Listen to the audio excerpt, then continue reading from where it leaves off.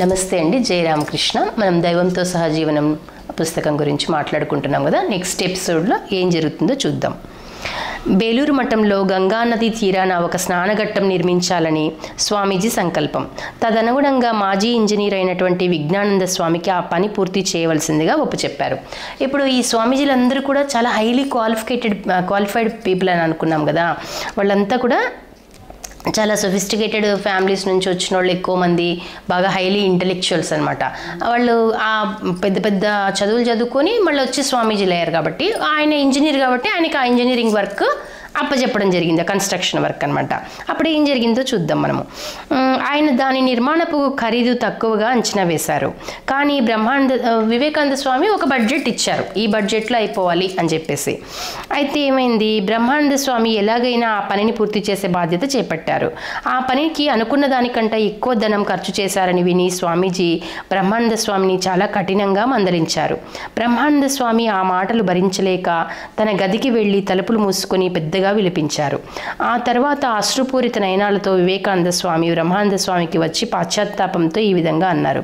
కాబట్టి ఈయన ఒక ఎస్టిమేషన్ వేశారు వివేకానంద స్వామి, దానికంటే ఎక్కువ ఖర్చు అయిందంట. బ్రహ్మానంద స్వామి ఆధ్వర్యంలో జరిగింది, విజ్ఞానంద స్వామి చేతి మీదుగా. కాబట్టి స్వామీజీ గట్టిగా చివాట్లు పెట్టారు.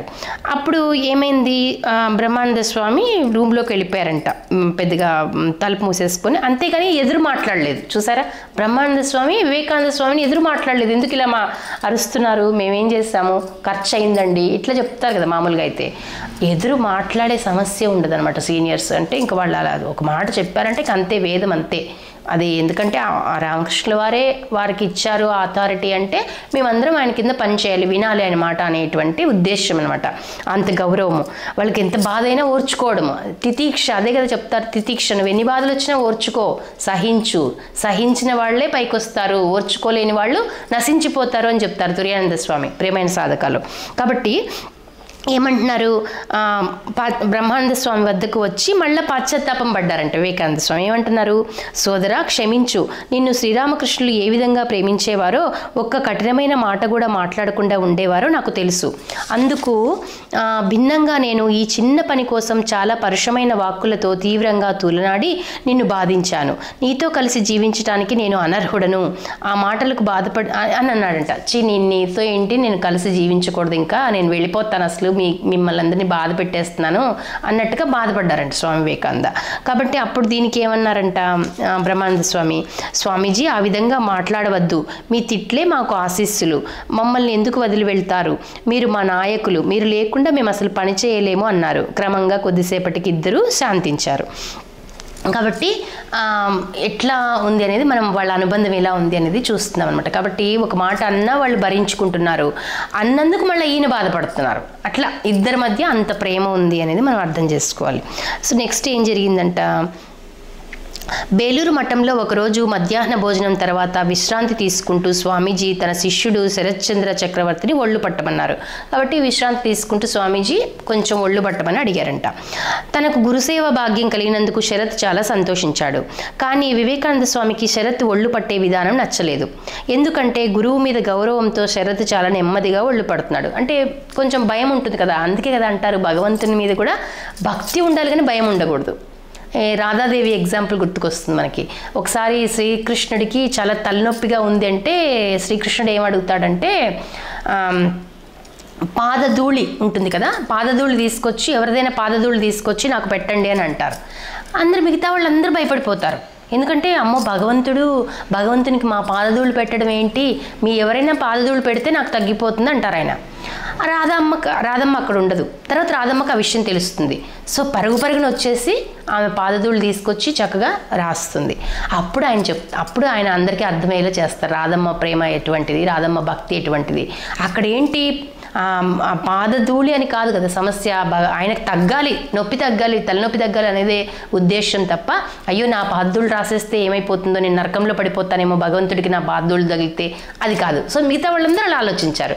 కాబట్టి ఇక్కడ మనం అర్థం చేసుకోవాల్సింది అదే అనమాట.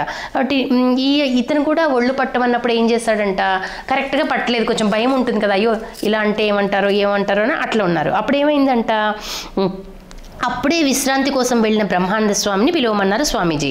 బ్రహ్మానందులు రాగానే స్వామీజీ, రాజా ఈరోజు నాకేమీ బాగాలేదు, ఈ షరత్ నా ఒళ్ళు పట్టమన్నాను కానీ అతడు బాగా పట్టలేదు, అందుకని నిన్ను పిలిపించాను అన్నారంట.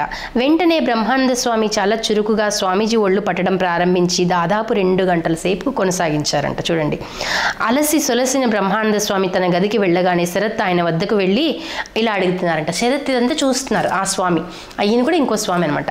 సో ఏంటి మీరు అంత గట్టిగా అంత ఇదిగా పట్టేశారు అసలు అన్ని గంటల సేపు అసలు అని అడుగుతున్నారు. ఏం అడుగుతున్నారో చూద్దాం. మహారాజ్, నాకు కలిగిన గందరగోళపు సందేహాన్ని తీర్చుకుందామని వచ్చాను. మీరు శ్రీరామకృష్ణుల ఆధ్యాత్మిక పుత్రులని విన్నాను. స్వామీజీ మీకు ఏ విధమైన ఉన్నత గౌరవం ఇస్తారో కూడా చూశాను. అటువంటి మిమ్మల్ని తను ఒళ్ళు పట్టమని స్వామీజీ ఎందుకు అడిగారో నాకు అర్థం కావడం లేదు అని అన్నాడంట. అదేంటండి, ఇప్పుడు మీరు ఆధ్యాత్మిక పుత్రులు కదా, మహారాజ్ అంటారు మిమ్మల్ని, వివేకానంద స్వామి కూడా చాలా గౌరవిస్తారు, మరి మిమ్మల్ని పిలిచి ఒళ్ళు పట్టమనడం ఏంటండి, మమ్మల్ని అంటే ఏదో అడిగారు అనుకోవచ్చు అన్నట్టుగా ఆయనకు ఒక సందేహం వచ్చింది. మనకు కూడా అనిపిస్తుంది కదా, ఇదేంటి వీళ్ళిద్దరు సమానమైనటువంటి వ్యక్తులు కదా, ఆయన ఏంటి ఈయన ఒళ్ళు పట్టడం అని అనిపిస్తుంది కదా. ఆ క్వశ్చన్ అడిగితే ఏమన్నారు వెంటనే బ్రహ్మానంద స్వామి, చూడండి, ఏమిటి నువ్వు అనేది, ఆయన స్వయంగా పరమశివుడే అనే విషయం నీకు తెలియదా అన్నారంట. అంటే శివస్వరూపం, శివుడిని మెప్పించి కదా భువనేశ్వరి దేవి గారు కాశీ విశ్వేశ్వరుని ప్రార్థించి బిడ్డను అన్నారు. శివుడి యొక్క అంశతోటి వచ్చారు ఆయన. కాబట్టి వీళ్ళకందరికీ ఆ ఎరుక ఉందన్నమాట. ఆయన్ని ఒక శివస్వరూపంగా భావించి సేవ చేశారు అక్కడ. వివేకానంద స్వామి అనే ఉద్దేశంతో కాదు, ఆయనకు ఒకటే చెప్పేశారు రామకృష్ణుల వారు, ఈయన ఈశ్వరకోటికి చెందినటువంటి వారు, ఈయన ఎటువంటి ప్రలోభాలకు కూడా ఎప్పటికీ రోను కారు, ఎటువంటి కంపెనీలో ఉన్నా కూడా ఆయన చెడిపోరు, ఆయనకు అది స్వతసిద్ధంగా ఉంది, అంత గొప్ప వ్యక్తి అని రామకృష్ణుల వారే సర్టిఫై చేసేసారు వివేకానంద స్వామిని. కాబట్టి ఆయనకు అన్ని ఎగ్జంప్షన్స్, వివేకానంద స్వామి ఎక్కడ తిరిగినా ఏం చేసినా ఏం కాదు, మిగతా వాళ్ళని హెచ్చరించేవారు, ఎవరితో పడితే వాళ్ళతో తిరగద్దండి అవన్నీ చెప్పేవారు. కానీ వివేకానంద స్వామికి మాత్రం అన్ని ఎగ్జంప్షన్స్, ఎందుకంటే ఆయన చాలా ఉన్నతమైనటువంటి స్థితికి చెందినటువంటి వాడనే ఉద్దేశంతో అనమాట. కాబట్టి నువ్వేంటి అలా మాట్లాడుతున్నావు, ఆయన సామాన్య వ్యక్తి అనుకున్నావా, ఆయన పరమశివుడే దిగి వచ్చాడు, ఆయన పరమశివుడికి ఒళ్ళు పట్టడంలో తప్పేంటి అని బ్రహ్మానంద స్వామి అర్థమయ్యేటట్టు చెప్పారంట. కాబట్టి ఇలా ఉంటుందన్నమాట వాళ్ళ యొక్క ఇది. కాబట్టి ఇదే సమయంలో ఏమైందంట, ఒకరెవరో వచ్చి అడిగారంట, ఏదో విషయంలో సజెషన్ అడిగితే ఏమన్నారంట, నా నిర్ణయాలైనా తప్పవచ్చేమో కానీ బ్రహ్మానంద స్వామి యొక్క నిర్ణయాలు ఎప్పుడు తప్పు కావు, కాబట్టి మీకు ఎప్పుడు ఏ డౌట్ వచ్చినా మఠం యొక్క సమస్యల గురించి అయితేనేమి ఏ డౌట్ వచ్చినా నేను లేని పక్షంలో బ్రహ్మానంద స్వామి సలహా తీసుకోండి అని చెప్పారంట. అంతగా బ్రహ్మానంద స్వామిని ఆయన నమ్మేవారనమాట.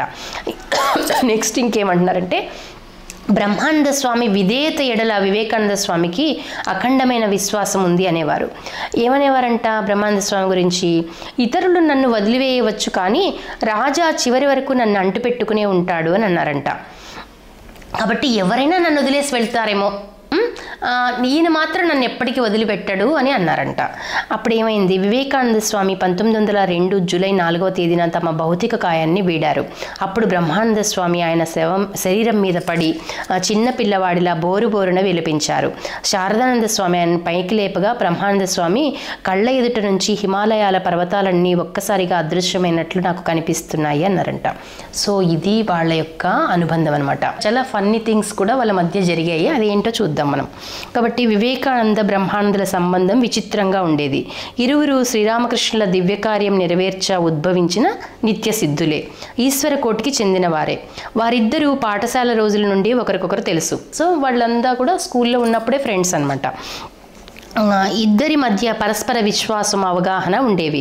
వివేకానందుని పెంపుడు జంతువులు బ్రహ్మానందుని పూల మొక్కలను కూరగాయల మొక్కలను తినివేసి పాడు చేసినప్పుడు వారిద్దరి మధ్య పసిబారుల వరే జరిగే వాగ్యుద్ధం ఎంత తీవ్రంగా జరిగేదంటే చూసేవారికి వింతగా అనిపించేది.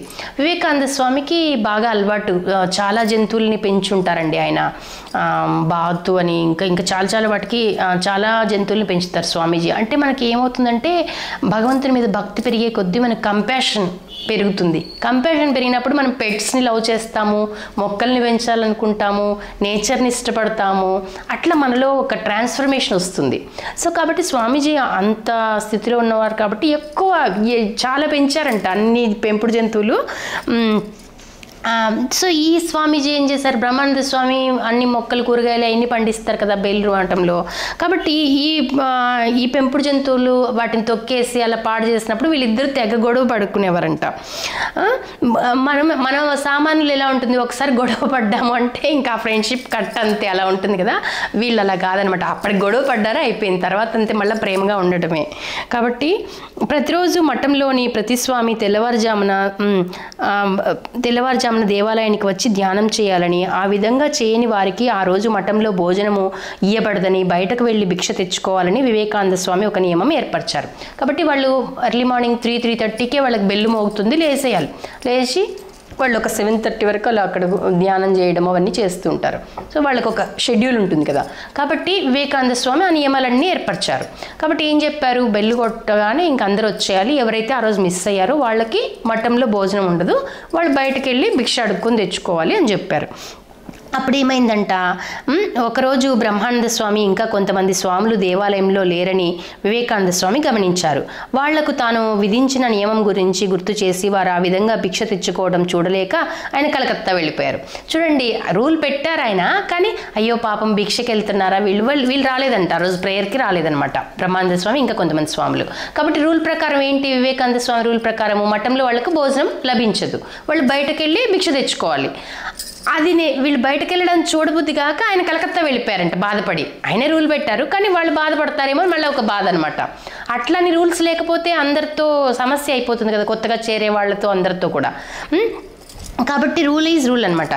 కాబట్టి ఆయన ఏం చేశారు, కలకత్తా వెళ్ళిపోయారు. ఆ మర్నాడు మఠానికి రాగానే బ్రహ్మానంద స్వామికి పక్కన గ్రామంలో సంపన్న వ్యాపారస్తుని ఇంట చక్కటి విందు భోజనం అందిందని విని స్వామీజీ ఎంతో సంతోషించారు. చూసారా భగవంతుడు ఎలా చేస్తాడో. ఆయన ఆ రోజు ప్రేయర్కి రాలేదు, ఈయన బాధపడిపోయారు, ఈయన బయటకు వెళ్ళిపోతున్నారు భిక్షకని. కానీ బయటకు వెళ్ళినా కూడా ఏం జరిగింది, ఆయనకి ఎవరో గొప్ప ధనవంతుడు పిలిచి చక్కటి విందు భోజనం అమర్చారంట. కాబట్టి అట్లా ఉంటాయి వాళ్ళ యొక్క దైవలీలలు. కాకపోతే వీళ్ళ యొక్క అనుబంధం, వీళ్ళ ప్రేమ అనేది మనం అర్థం చేసుకోవాలన్నమాట. కాబట్టి ఇలా వాళ్ళు అన్యోన్యంగా ఉంటూ ఒకరికొకరు సహకారం చేసుకుంటూ ఆ సంస్థని అలా ప్రేమగా ముందుకు తీసుకెళ్లారు. బ్రహ్మానంద స్వామి ఒకటే చెప్తారు, వివేకానంద స్వామి ఎన్ని రూల్స్ పెట్టారో అవన్నీ కూడా ఇప్పటికీ ఉన్నాయి, ఇప్పటికీ ఆ రూల్స్తోనే సంస్థలన్నీ కూడా రన్ అవుతున్నాయి. ముఖ్యమైన సూత్రం ఏమిటి అంటారు అందరి మధ్య అంటే ప్రేమగా ఉండాలి, ప్రేమగానే దండించాలి, ప్రేమగానే హక్కును చేర్చుకోవాలి, ప్రేమగానే గైడెన్స్ ఇవ్వాలి. ఈ ప్రేమ అనే సూత్రాన్ని మాత్రం అంతర్లీనంగా ఉంచుకుంటున్నారంట వాళ్ళు. కాబట్టే అన్ని సంవత్సరాల నుంచి ఆ సంస్థలు ఒక్క మచ్చ లేకుండా అలా ముందుకెళ్తున్నాయండి. వివేకానంద స్వామి మరణం తక్కిన స్వాములందరికీ గొప్ప గొడ్డలి పెట్టువలే తగిలిందనడంలో నిస్సందేహం. కానీ కాకలు తీరిన తన అనుభవం, అద్భుతమైన వ్యవహారిక పరిజ్ఞానం, నిస్వార్థ ప్రేమ, అపరిమిత దయ, వీటన్నిటికీ మించి ఆధ్యాత్మిక తపశ్శక్తితో రామకృష్ణ మిషన్ని ముందుండి నడిపించిన బ్రహ్మానంద స్వామి నడిపించడానికి సిద్ధమయ్యారు. కాబట్టి వివేకానంద స్వామి పరమపదించిన తర్వాత చాలామంది వీళ్ళందరూ తుర్యానంద స్వామి కానీ వాళ్ళ లెటర్స్ అవన్నీ ఉంటాయి కదా, అవన్నీ చూస్తే మనకు చాలా ఇదిగా అనిపిస్తుంది. ఎందుకంటే వాళ్ళకి అంత అనుబంధం కదా స్వామీజీని కోల్పోవటం అనేది.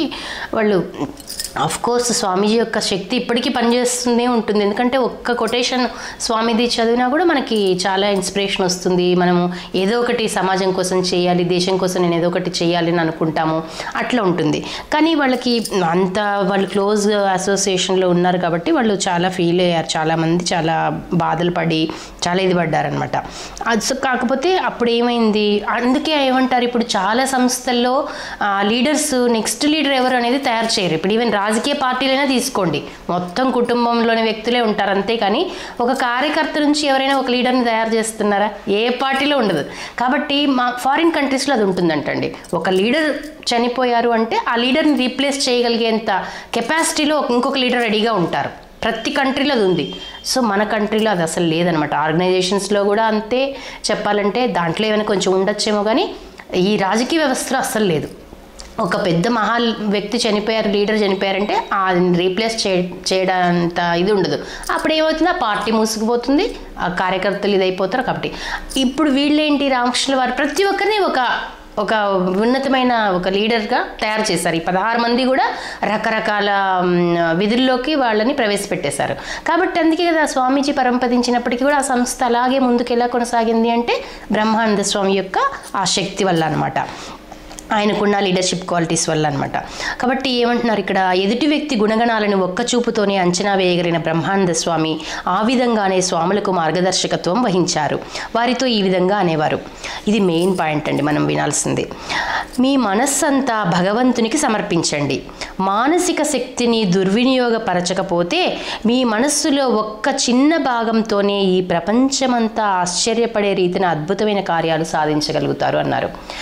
మహామహులు ఎవరైనా చూడండి, మీరు జీవితంలో పైకి వచ్చిన వాళ్ళని, వాళ్ళు ఏంటి, ఒక లక్ష్యం నిర్దేశించుకుంటారు, ఒక గోల్ ఉంటుంది, దానికోసం జీవితాంతం వాళ్ళు దానికోసమే కట్టుబడి పనిచేస్తారు. ఫెయిల్యూర్ రావచ్చు, ఇంకోటి రావచ్చు, ఎన్ని ఇబ్బందులు వచ్చినా నేను దీనికోసం ఉన్నాను, దీనికోసం కట్టుబడి ఉన్నాను అనుకున్నారనుకోండి, అట్లా అనుకుంటే ఏమంటున్నారు, భగవంతునికి వాళ్ళ మనసుని సమర్పించేస్తారు. భగవంతుని కార్యం ఇది, ఇప్పుడు నేనే ఉన్నాను, ఒక ధీరమాత అనే కార్యక్రమం నా చేతకు అప్పగించబడింది.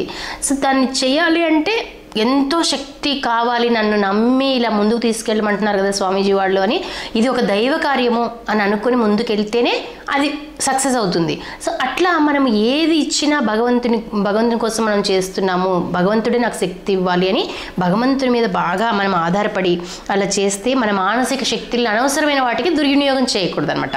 కాబట్టి అనవసరమైన స్నేహాలు కానీ, అనవసరమైనటువంటి జంజాటాలు కానీ, ఆర్భాటాలు దేనికి పోరు నిజమైన సాధకులు. ఎందుకంటే వాళ్ళకు ఒక గోల్ ఉంది కదా, లైఫ్లో గోల్ లేని వాళ్ళే చిన్న చిన్న వాటికి వాళ్ళు డిస్టర్బ్ అయిపోతూ ఉంటారు లైఫ్లో. కాబట్టి మనం ఇది గుర్తుంచుకోవాలి, నీకు అది నీ ప్రాపంచిక లక్ష్యమే అవ్వచ్చు, ఒక జాబ్ సాధించటమా, ఇంకొకట ఏదైనా అవ్వచ్చు, ఒక సేవా మార్గంలో వెళ్ళటమా, ఆధ్యాత్మికంగా నువ్వు ఉన్నతి సాధించటమా, ఏదైనా అవ్వచ్చు. దానికి ఏం చెప్తున్నారు, నువ్వు భగవంతుని మీద ఆధారపడు, నీ మనసు మొత్తాన్ని భగవంతునికి సమర్పించు, నీ మనసులో ఇంకెవ్వరు ఉండకూడదు. అదంత ఈజీనా కాదు. కాబట్టి భగవంతుడు మీద ఆధారపడితే భగవంతుడు నిజానంగా నీ మనసుని ఖాళీ చేసేస్తాడు.